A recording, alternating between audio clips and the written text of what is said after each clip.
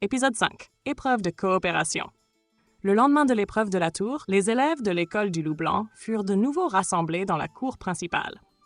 Le ciel était bas, chargé de nuages lourds, presque menaçants. L'air semblait plus dense, comme si la pression montait avant un orage. Sous les bottes des recrues, la poussière humide collait aux semelles et s'accrochait aux uniformes d'entraînement. Les visages avaient changé. Certains élèves portaient encore des pansements grossiers. D'autres dissimulaient mal des contusions récentes ou des regards hantés par l'échec. Tous avaient compris une chose essentielle. La tour n'était qu'un début. Rien, ici, n'allait devenir plus simple. Un murmure parcourait les rangs, vite étouffé lorsque la commandante Velra apparut au sommet des marches de pierre. Silhouette austère, manteau noir battant légèrement dans le vent, elle dominait la cour sans avoir besoin d'élever la voix. Son regard balayait les élèves comme une lame affûtée, évaluant ce qui restait après la sélection.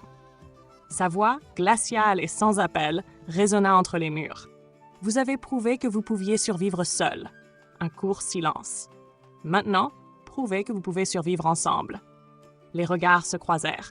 Certains élèves se raidirent. « Épreuve de coopération », annonça-t-elle. « Réussir ou échouer ensemble. » Les règles furent énoncées sans la moindre douceur. Alors les élèves seraient répartis en binômes.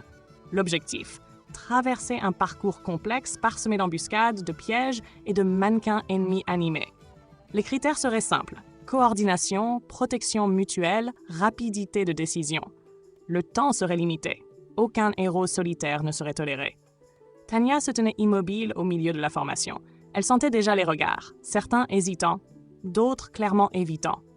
Sa réputation la précédait, et beaucoup craignaient d'être un poids mort à ses côtés.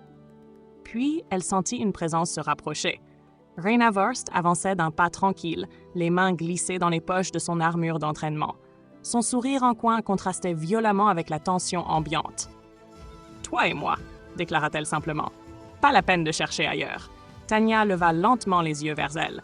Son regard était neutre, froid, tranchant.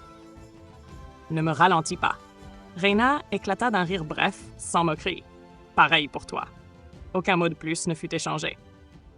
Le binôme était formé. Un coup de corne retentit, long et grave, résonnant jusque dans la vallée artificielle entourant le terrain d'entraînement. Devant eux, le parcours s'ouvrit. Une vaste zone de simulation se déployait. Forêt artificielle aux troncs épais, murs d'escalade abrupts, fosses dissimulées sous des plaques fragiles, sentinelles mécaniques patrouillant selon des schémas imprévisibles. Même le sol semblait truffé de pièges invisibles. Sans un mot, Tanya entra en action. Son esprit cartographiait déjà les premiers mètres du terrain. Elle mémorisait chaque relief, chaque ombre, chaque angle mort. Elle évaluait les rythmes d'activation des pièges et anticipait les trajectoires ennemies. Ses mouvements étaient précis, économes, presque silencieux. Reyna, à l'inverse, avançait avec un instinct brut. Elle ne calculait pas. Elle ressentait. Elle flairait les embuscades, devinait les attaques avant qu'elles ne surgissent, couvrait naturellement les angles que Tanya laissait volontairement ouverts. Là où l'une analysait, l'autre réagissait. Très vite, quelque chose s'enclencha entre elles. Tanya calculait. Reyna frappait. Reyna attirait l'attention. Tanya neutralisait à distance. Un geste bref, une compréhension immédiate. Pas de cris, pas d'ordre inutile, seulement des regards et des mouvements synchronisés. Leur binôme progressait à une vitesse inquiétante. Derrière elle, les autres équipes peinaient. Certains se disputaient, d'autres hésitaient trop longtemps. Plusieurs déclenchèrent des pièges en cascade, ralentis par le manque de coordination. Tanya et Reyna, elles, laissaient le terrain se refermer derrière elles. Le dernier obstacle apparut brusquement. Un mannequin massif, haut de près de 3 mètres, bloquait la sortie. Un simulacre de colosse mécanique animé par une magie dense, bardé de plaques renforcées et doté de réflexes violents. Autour, plusieurs binômes avaient déjà échoué, désorganisés, repoussés ou mis hors course. Tanya observa la créature une fraction de seconde. Distraction. Reyna répondit sans hésiter, un rictus carnassier aux lèvres. Avec plaisir. Elle fonça en hurlant, attirant immédiatement l'attention du géant. Elle esquiva une frappe lourde, feinta un repli, puis revint à la charge avec une agilité presque provocante. Chaque mouvement était un défi lancé à la machine.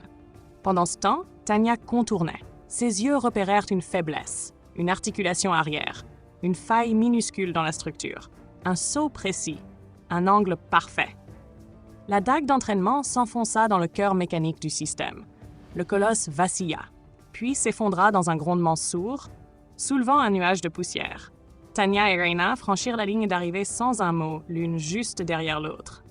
Depuis la tour de contrôle, la commandante Velra observait en silence. Son regard resta fixé sur les deux silhouettes. Elles ne sont pas seulement fortes, pensa-t-elle. Elles pensent comme des prédatrices. Et ce genre de duo valait mieux l'avoir de son côté.